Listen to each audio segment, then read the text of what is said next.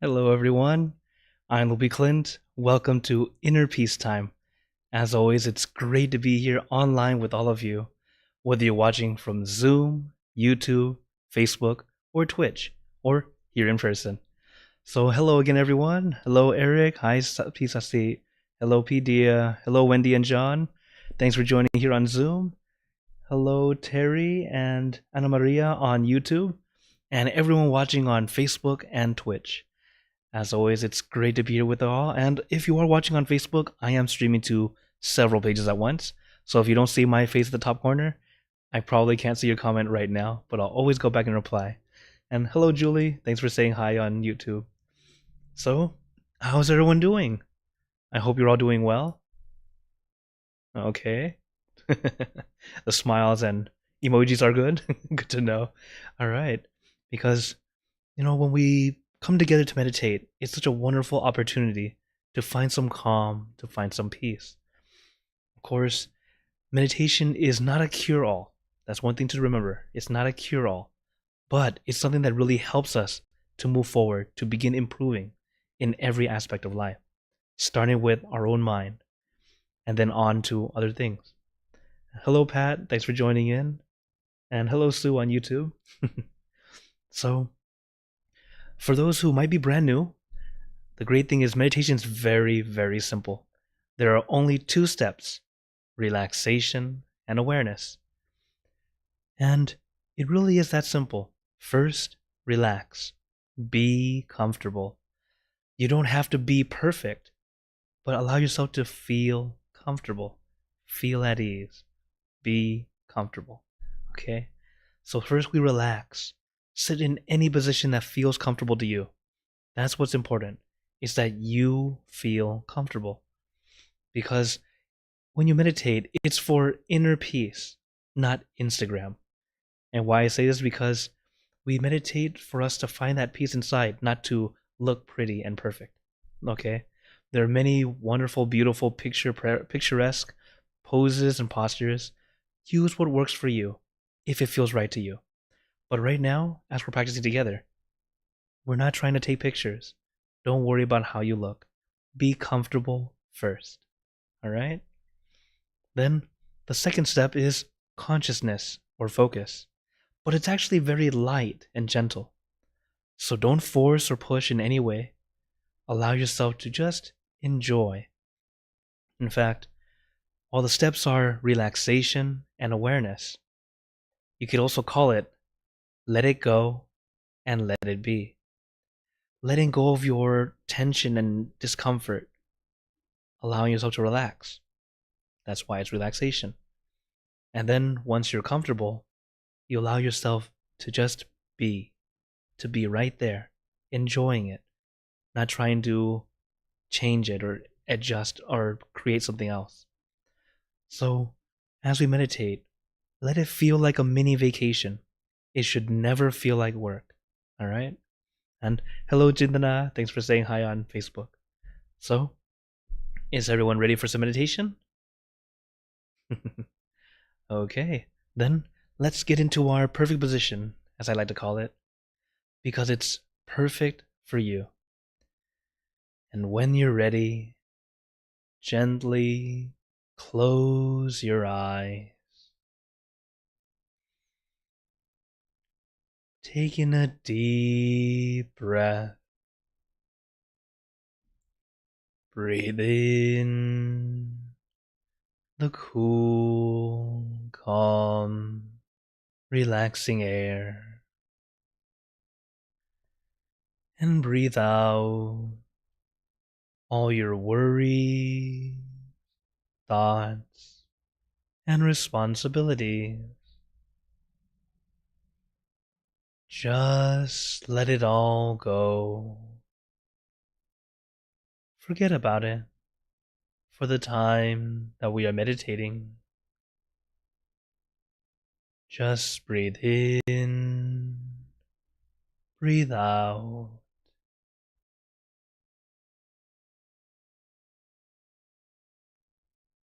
Let each breath of fresh air help you become more relaxed. more comfortable. Relaxation is a very important first step. Take your time. It's not a waste of time. It's not being lazy. By allowing yourself to relax, it will become a very strong foundation to help you as we continue on in our meditation. Because if you start to force yourself to sit still, and then you start to feel discomfort, and if you keep pushing through it, it can turn into a bad habit. The bad habit of feeling that meditation is supposed to feel like pain first. This is incorrect. It doesn't need to be that way. Sitting still is not so much what you need to do. It's more what happens when you feel comfortable.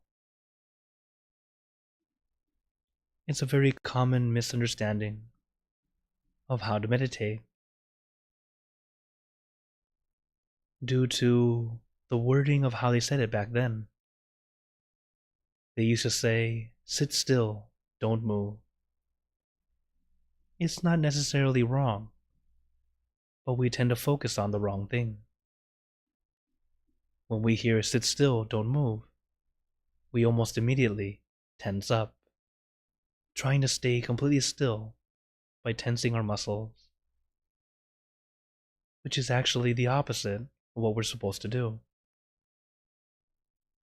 They simply said to sit still. It never said you can't be comfortable, and they never said to tense up. But this is a common misunderstanding. It could be due to language. Perhaps the ancient words in that language was more relaxing, and it implied relaxation. Perhaps. But our master, realizing we're all tensing up and trying to force ourselves to sit still, he wanted to remind us all that it needs to be with relaxation. If you are comfortable, you will naturally stay still. Because even if you try to tense up and try to force yourself to be still, eventually, when your body releases, it stops tensing up. You naturally relax. So in other words, tensing up ended up being the long way, doing something extra that was not needed. So as we practice, don't force. Take your time, take it easy. Relax your body, relax your mind.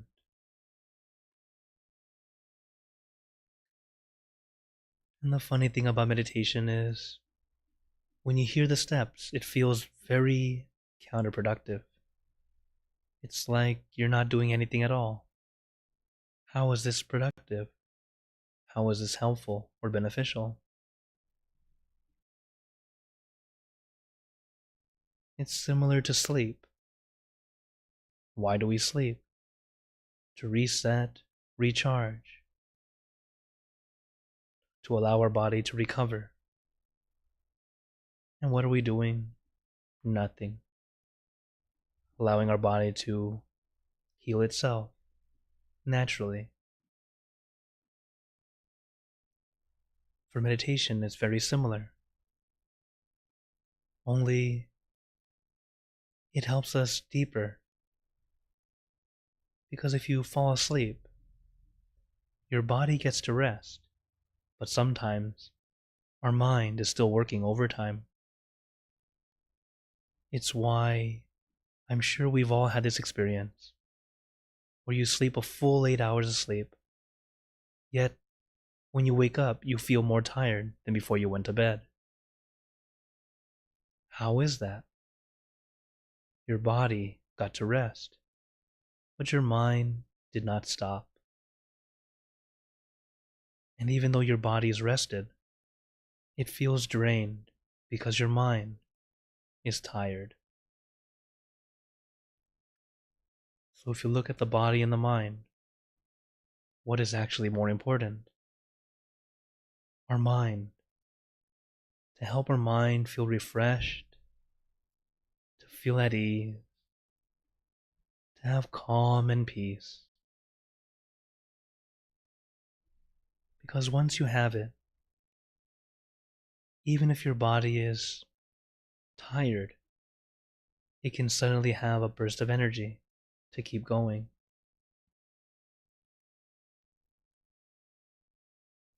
But at the same time, even if you can meditate and feel energized,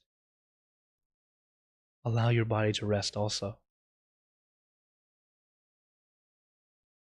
One example of this is our master nun, Kunyai, a master meditator, but she helped create our temple at the age of 60. She continued to work and help and fix this and that until eventually her body gave out. The doctors came to see her and they said, her body is exhausted. She's working too hard. Even though her mind felt very energized, her body couldn't keep up.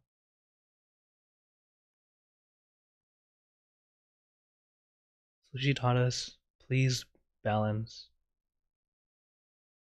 Also care for your body, care for your mind.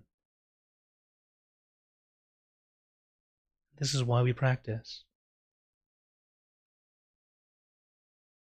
I hope you all practice daily. A little bit a day can go a long way. Even if it's short, it's okay.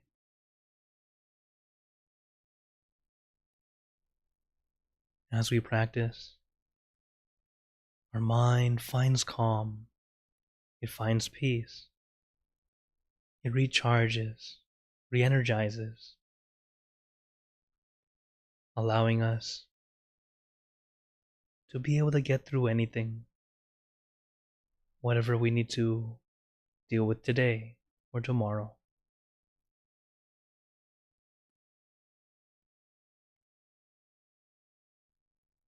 Because as we continue to live life,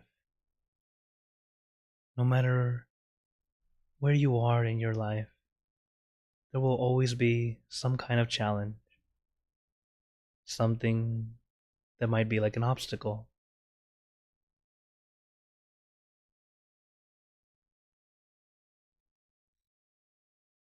And most of them tend to be in your own mind. Our self-talk sometimes is not very productive. But when your mind is calm, clear, peaceful, you start to let go of those silly thoughts, allowing ourselves to be present, to be here and now, to experience rather than judge.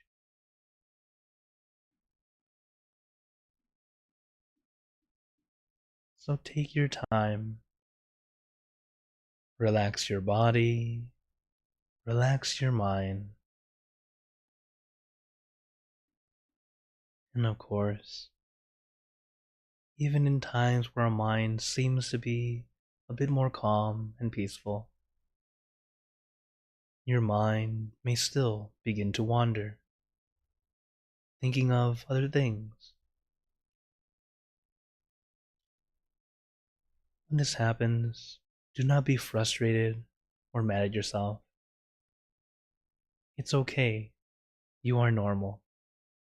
The mind loves to wander. So when your mind is wandering, just gently bring it back back to your center, back to your object.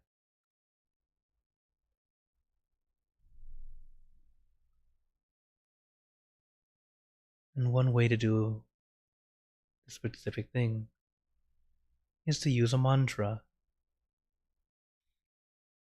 The mantra we like to use. Son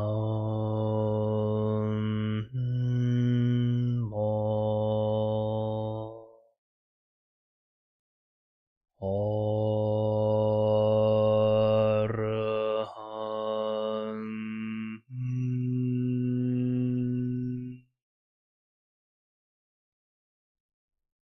Son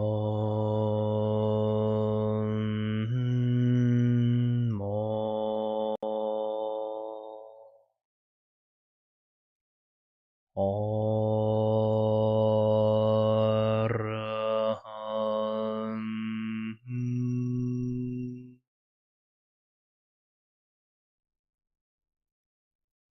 Son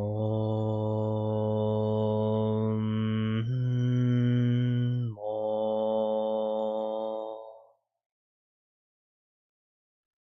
Araham.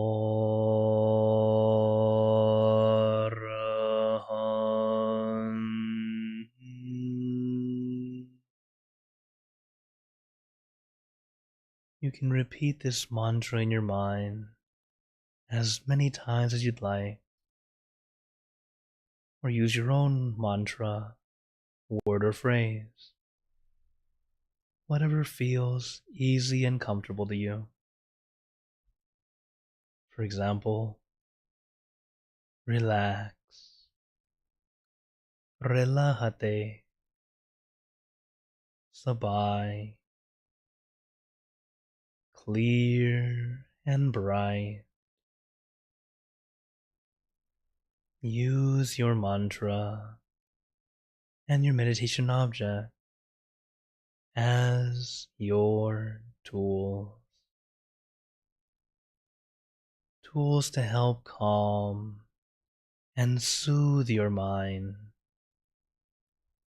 and to bring your mind back to your center, back to your object.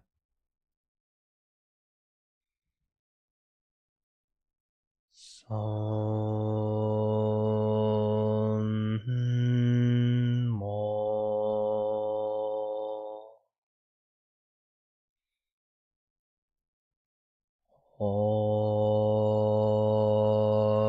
Araham.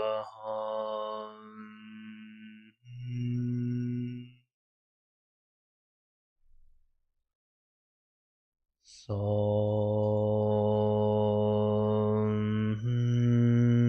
mo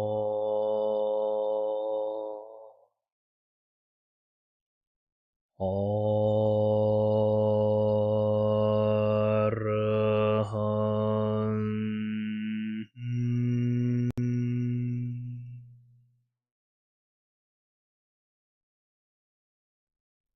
Son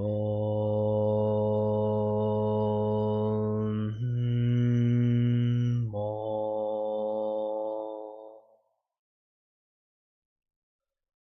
Araham.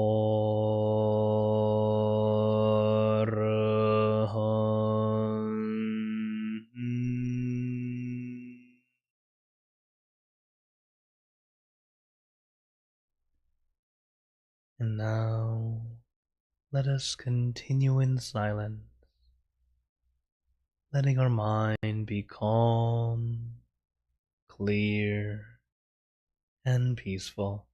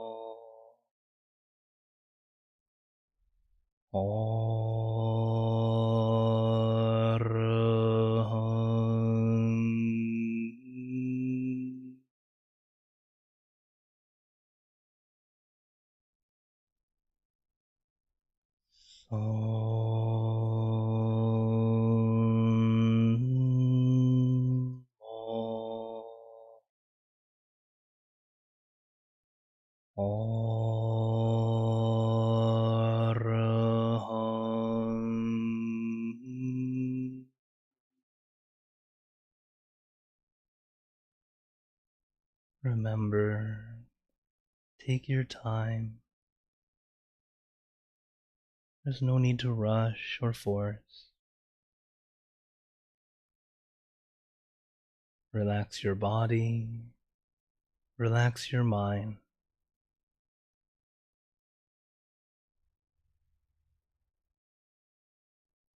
Those who are stressing because they have nothing else better to do, sometimes they just need some time to slow down, take it easy. It can be very refreshing and calming.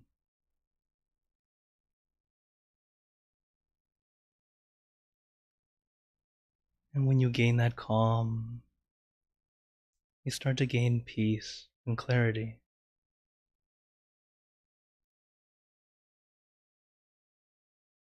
But it can never be forced.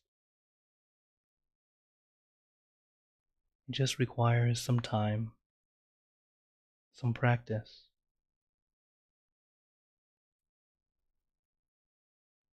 And little by little, it becomes easier and easier to find your peace.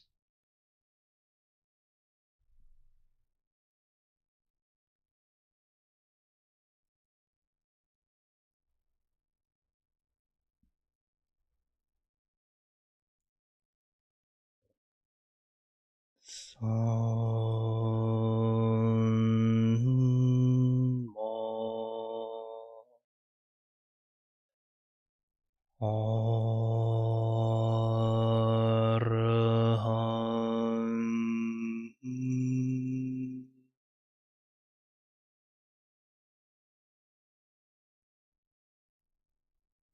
Son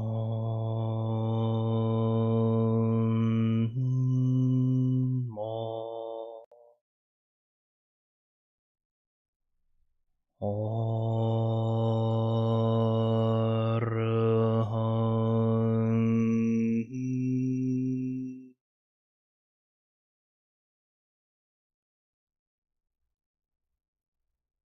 Son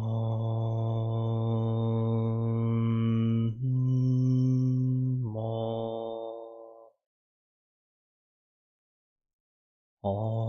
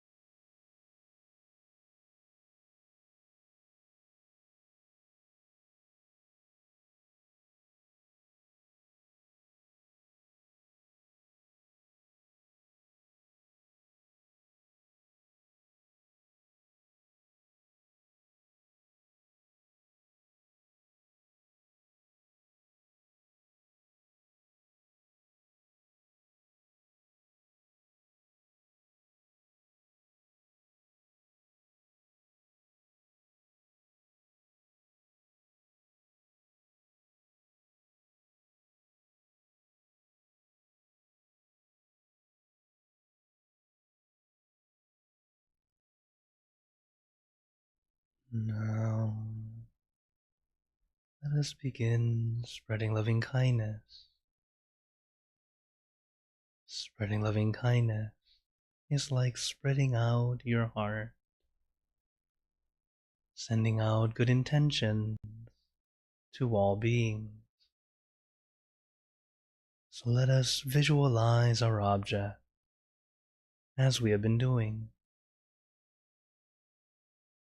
and imagine that your object becomes crystal clear, clean, and bright. And at the center of your object, there is a bright light. This light is very special. All those who touch this light are instantly happier, healthier, and more at peace. So we let this light illuminate our bodies, filling our body with light. Then let this light shine out from you, filling the room. And let this light spread far and wide, filling the city, filling the state or province, filling the country and the surrounding country, until filling the entire world, and out throughout the universe. Thinking of our loved ones, our family, our friends, our close and distant relatives, our co-workers, acquaintances,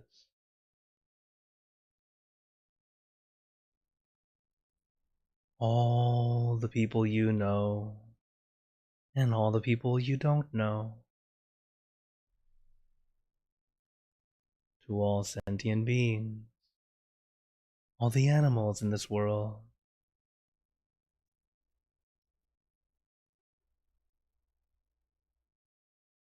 and even thinking to the heavens, to our friends and relatives who have passed away, wishing well for every one of them. And as we are spreading loving kindness, let us make this wish together for us all to be happy, healthy, wealthy, successful, to gain wisdom, attain enlightenment, for world peace. Let us take a moment to make our own good wishes.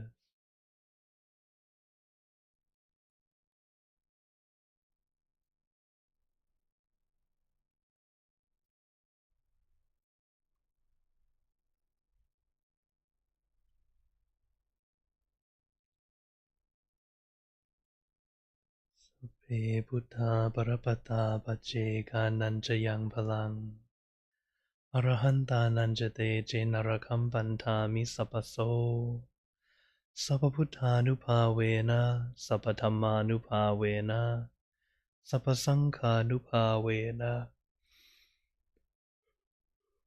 Sattha Soti Bhavantu Te.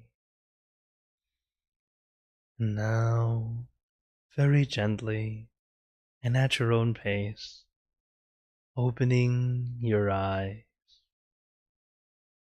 Take your time as we slowly come back. You can take in a few deep breaths, do a little stretch if you'd like, as we slowly come back.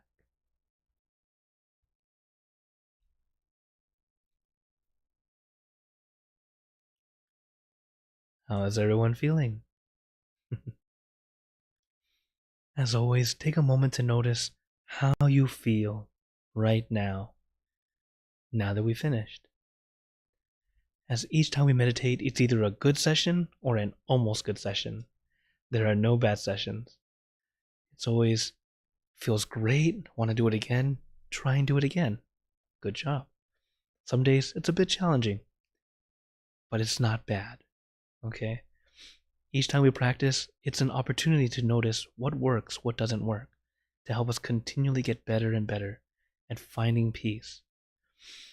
And once you're able to find your peace, you can start to do it any time of the day, not just when we meditate together.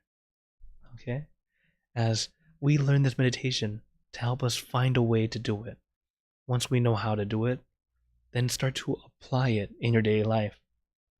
That's where you get a lot of the benefit right there, ready for you at any time you need it. So I really do encourage you all to keep practicing. A little bit a day goes a long way. Okay?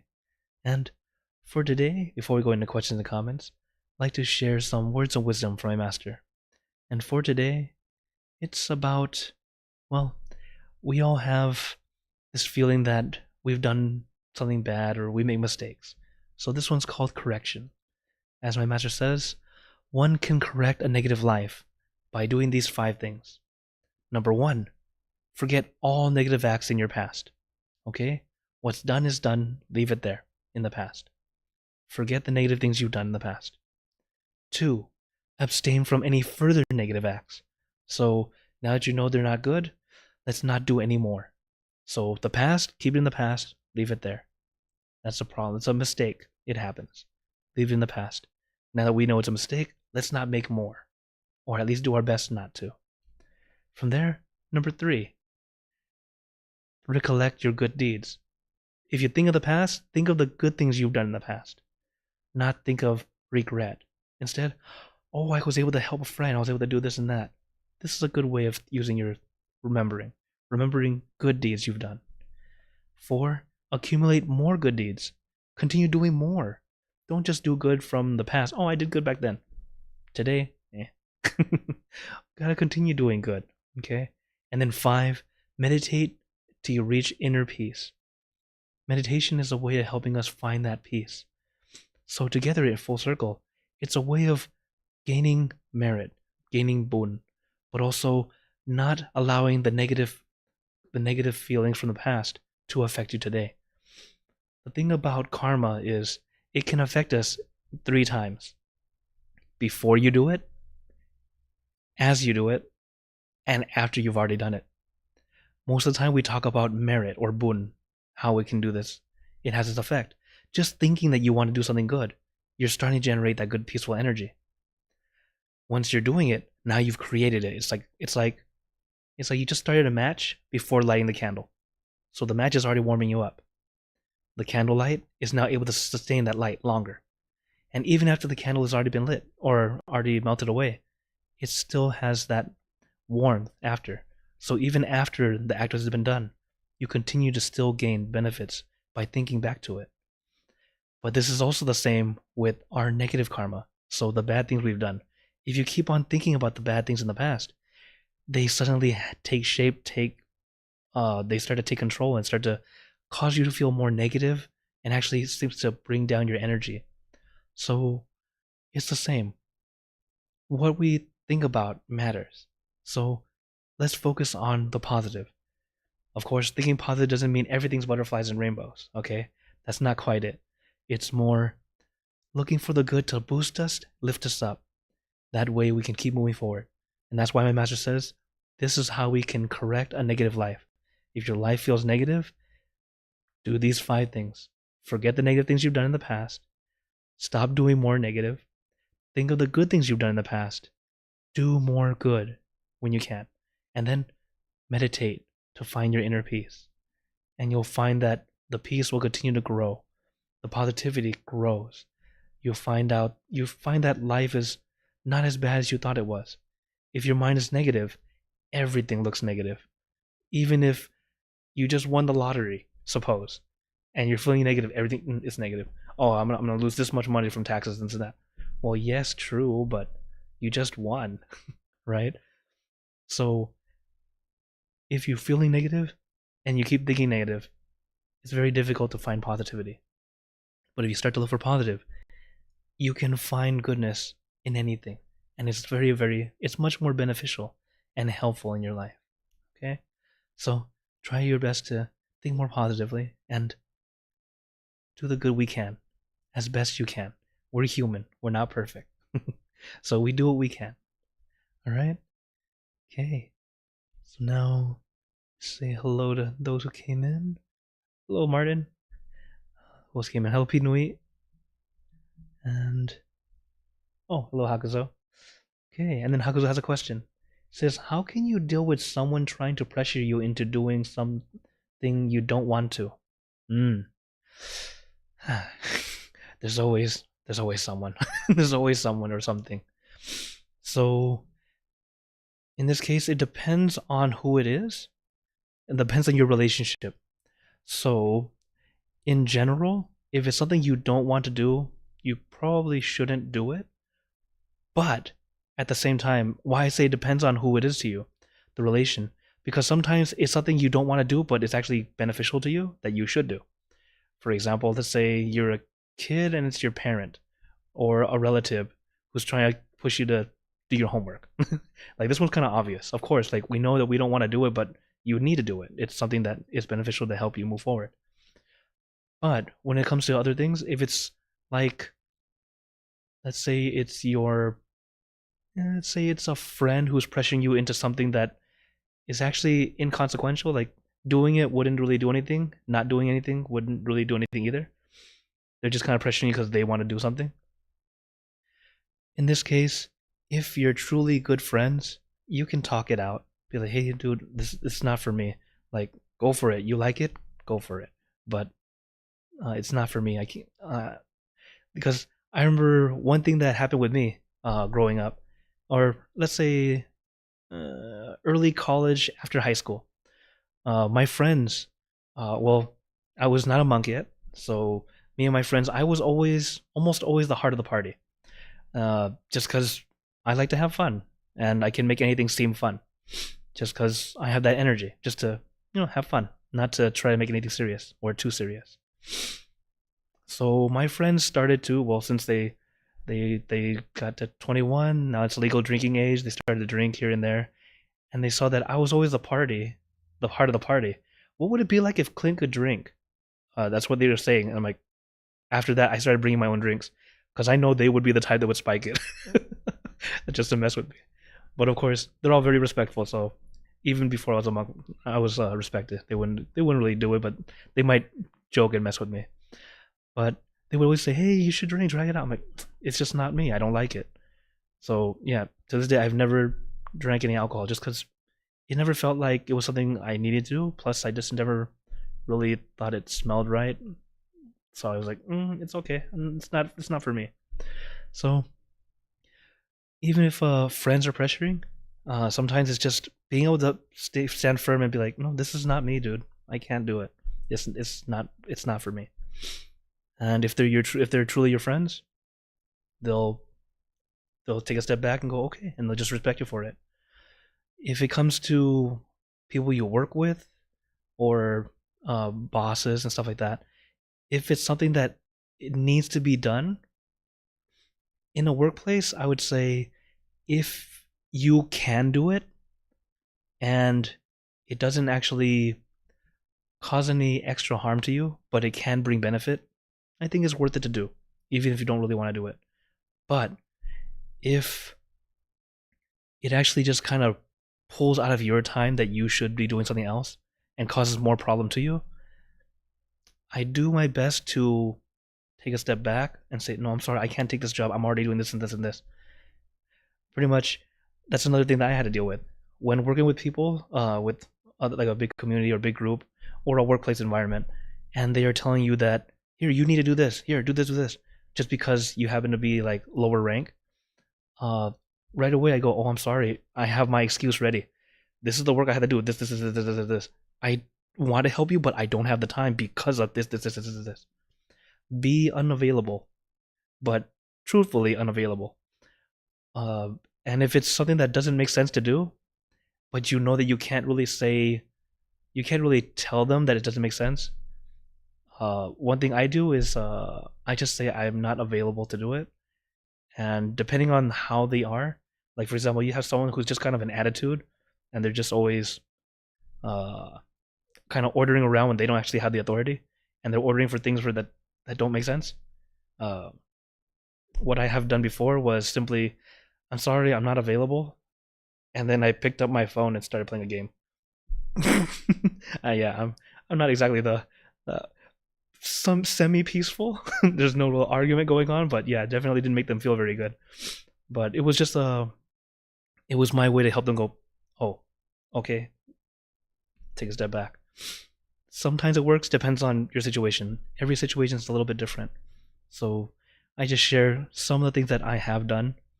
Not saying that they'll work for you, but at least it gives you some ideas of how to deal with the situation. But in general, we do our best to, choose peace first. Do our best to find a way that's peaceful. Hopefully, speaking, communicating will be the way that will work. But I know some people, no matter how you communicate with them, you could be the best communicator and they won't get it because they don't want to listen.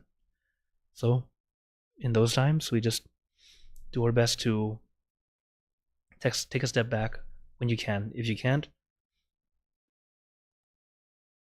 maybe ask them how to do it. That might be another way to do it.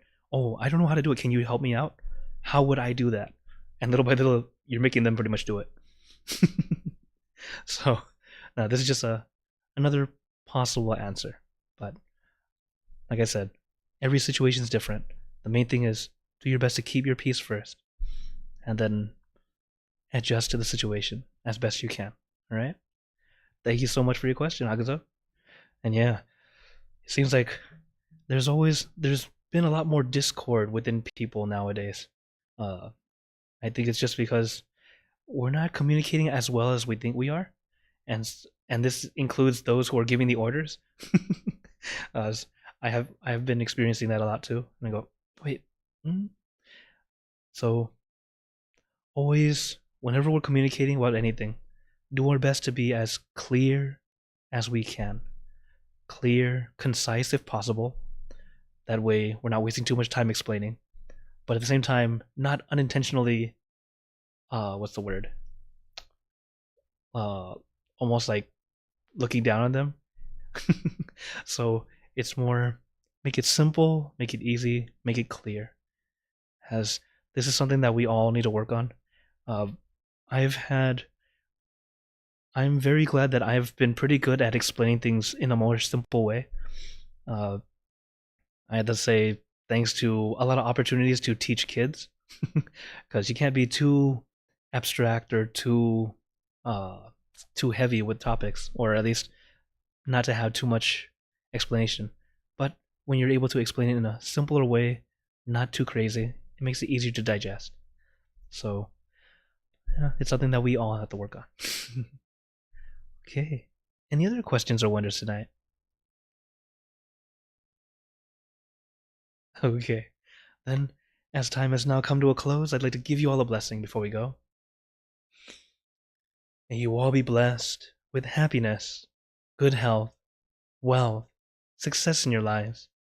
May you be surrounded by good friends who will always guide you into light, in times of darkness and in times of need.